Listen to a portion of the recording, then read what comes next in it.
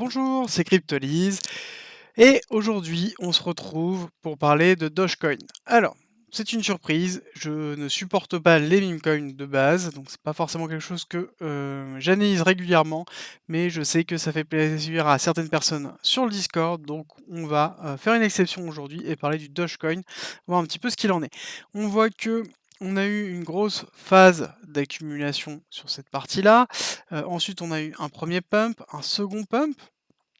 Donc là, on a un psy qui s'est mis en place, un deuxième psy qui s'est mis en place, et on a ensuite une distribution qui s'est effectuée. Donc un BC, un AR, un ST. Donc on a une belle distribution avec un travail de saut qu'on est en train de faire. Alors, petit rappel, Dogecoin, c'est un meme coin, d'accord? Donc c'est-à-dire qu'il n'a aucun fondamental derrière, il n'y a rien qui repose derrière.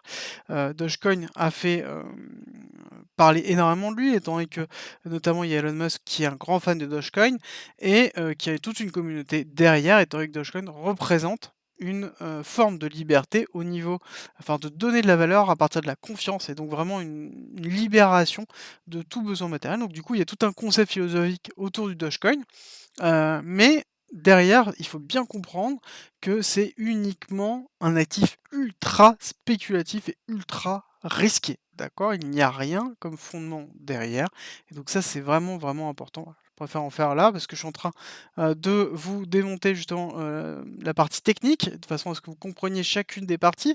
Donc, on va faire ça, mais ça n'empêche qu'il faut bien comprendre que la finalité, c'est que derrière, si les personnes n'y croient pas, bah, il se passera rien et Dogecoin derrière, il y a rien où on peut dire: «Il y a de la valeur à en tirer», parce qu'en l'occurrence, c'est uniquement du pur spéculatif, là-dessus. Voilà.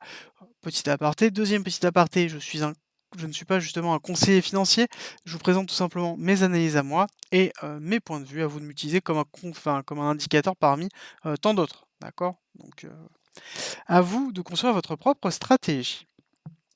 Donc, pour revenir où je disais, où j'en étais, nous sommes dans une distribution avec un BCAR-ST. Le ST n'a pas pris le BC, donc on n'est pas dans une réaccumulation. On est descendu, ici on a eu un premier arrêt de la tendance baissière avec un psy qui s'est formé. On a eu, alors c'est pas un ST, c'est un SC. C'est moi qui, hop. On a eu un SC, donc c'est un arrêt de la tendance baissière. Ensuite on a eu l'AR classique, d'ailleurs un AR qui est allé chercher la liquidité. Hop, on va y arriver. De ce point-là. Donc on a eu une très belle prise de liquidité qui s'est faite. Et on est descendu retester le niveau du SC, remonter vers l'arrière. Et là, on a fait un très beau STB. D'accord? On a pris la liquidité du SC et également la liquidité de cet equal low qui se trouvait là. D'accord? Donc c'est-à-dire la liquidité de cette mèche-là et la liquidité de cette mèche-là.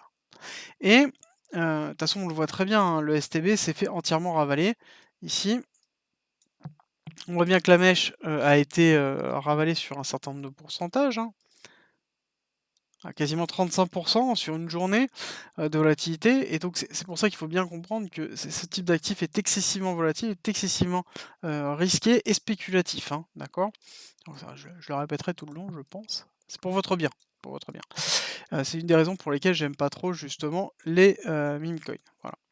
Ensuite, donc, on a le SC, l'AR, le ST, on a fait le STB, on a pris la liquidité du SC, on est en train de valider cette accumulation et on est en train de se diriger vers potentiellement un spring. Alors, qu'est-ce qu'on peut viser comme spring? Spring étant le point de départ de la fin d'une accumulation, une fois qu'elle est terminée, euh, qui pourrait nous dire justement qu'on va repartir. Là, on a un order block qui est en bas, donc un point of interest qui est très fort. J'ai tracé ici un Fibonacci de retracement de cette première intention, hop, ici, sur la RLEST, cette première intention baissière, ce premier signe, qui nous montre justement le signe du marché, on voit que on a le 272 et le 382 qui sont positionnés juste entre l'order block. Donc il est fort probable qu'on se retrouve avec un spring qui aille chercher cet order block et rebondisse sur le 382 avant de partir et de valider. D'ailleurs, si tout simplement on faisait la même chose. Si on faisait la même chose, on prenait cette descente-là, donc l'arrêt du SC, jusqu'à la R. Bon, ben, on voit que la même proportion que cette descente, basée sur cet AR, on arriverait en effet quasiment à l'order block. Donc là, on a quand même des signes qui nous disent qu'on a une zone qui est de très fort intérêt, vraiment de très, très fort intérêt. D'ailleurs, si on va s'amuser un petit peu. Si je trace cet élément-là, d'accord? Donc tout simplement cette pulsion. Donc c'est-à-dire je fais un retracement sur cette poussée. On voit que le prix a rebondi pile poil sur le 786. OK. Si je fais une prolongation de tendance, admettons, de ça. C'est-à-dire de cette descente-là avec ce rajustement-là. Qu'est-ce qu'on voit? On voit qu'on est en train de travailler le 382. C'est pour ça que Fibonacci, bien utilisé, peut être un outil vraiment très, très fort pour déterminer des objectifs, des zones de retracement et quand on le couple, pardon, avec, justement la notion de smart money, de liquidité et de structure, on se retrouve sur quelque chose qui est vraiment très, très fort et si jamais on a des schématiques d'Elliott, c'est encore mieux. Alors, concernant, des possibles points d'entrée. Clairement, on pourrait dire qu'on a cette zone-là, si on veut rentrer en DCA sur du, Dogecoin et que, pour le fun ou parce qu'on y croit ou pour X ou Y raison, on peut rentrer en DCA ici. Dogecoin, derrière aura potentiellement une poussée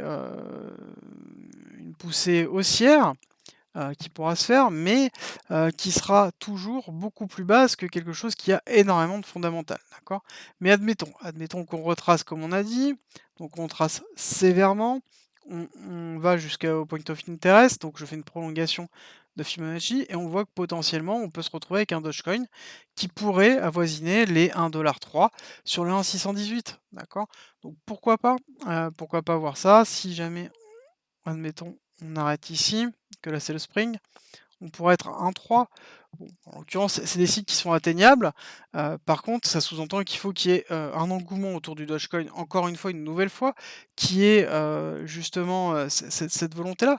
Parce que depuis la chute de mai, on n'a pas retrouvé justement cette hype autour du meme coin, même si on a quand même une value qui est quand même correcte, on n'a pas retrouvé du tout cette hype et c'est compliqué de pouvoir se projeter là-dessus, même si je sais qu'il y a une fanbase très, très forte de Dogecoin et qui porte le projet, on va pas se leurrer, qui porte le projet très, très fort. D'accord?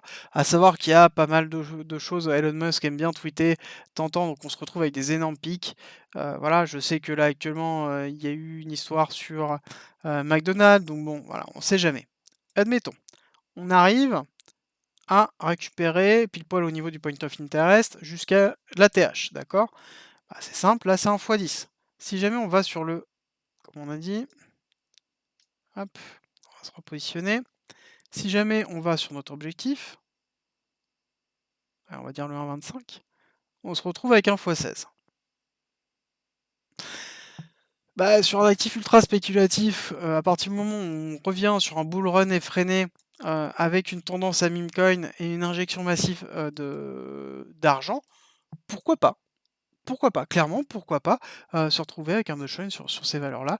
En tout cas, ça pourrait être envisageable. Par contre, ça demande quand même beaucoup, beaucoup, beaucoup, beaucoup d'éléments pour qu'on y arrive. Un, qu'il y ait une injection de monnaie, 2, qu'il y ait un retour de la confiance, 3, pourquoi pas qu'il y ait un petit coup, d'Elon Musk, dessus, que derrière, on ait des nouveaux fonds qui arrivent, des nouveaux fans. À savoir que le Dogecoin s'est fait drainer quand même pas mal par Shiba Inu, par d'autres Dogecoin, en fait, d'autres même coins, killers, ce qu'on appelle les Dogecoin killers, qui arrivent et il y en a quand même un pléthore à l'heure actuelle, sans parler de Floki ou des choses comme ça, où en effet il y a rien derrière et on se retrouve sur des actifs ultra volatiles qui reposent uniquement sur la communauté. Si la communauté perd espoir, bah, l'actif en lui-même dépérit et voilà. C'est juste la seule peur qu'on pourrait avoir, donc toujours à rentrer, vraiment avec, parcimonie, risque, management maximum. Donc on contrôle son risque management, et voilà. Merci d'être resté avec moi jusqu'au bout. Abonne-toi, partage si tu as aimé et rejoins-nous sur Discord. C'est avec plaisir qu'on t'accueillera et à très vite.